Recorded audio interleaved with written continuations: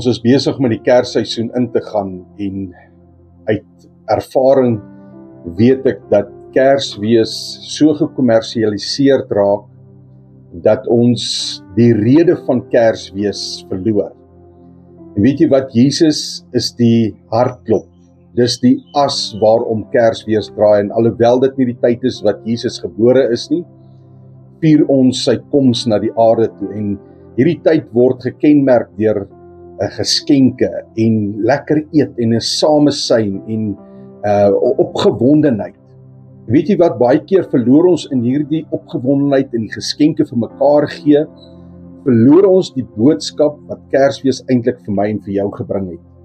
Weet jy wat, dit is Jesus, dis God wat in ons midde kom, dis die Messiah wat vir ons gestuur is.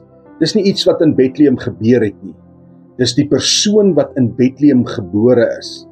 Hy het gekom sodat ons lig in duisternis kan hê. Hy het gekom sodat ons vrede kan hê vir mense wat nie rustigheid in hulle siele het nie. Hy het gekom sodat ons voorspoed kan hê, sodat ons lewe kan hê en dit in oorvloed. En weet jy wat, hy het nie gekom met 'n groot gevolg en met perde en met al die glans en glorie nie. Nee, hy het gekom in 'n stal, hy's gebore in 'n stal, sodat hy naby my en jou kan wees. En dis hoekom die Bybel en die profete roep uit, hy's Immanuel, God met my en met jou. As hy in die paleis gebore was hy verwyder van ons gewees. Maar hy's in 'n stal gebore, sodat ons 'n geskenk kan kry. Die verlossingsplan van God het in werking getree toe Jesus as mens gebore geword het.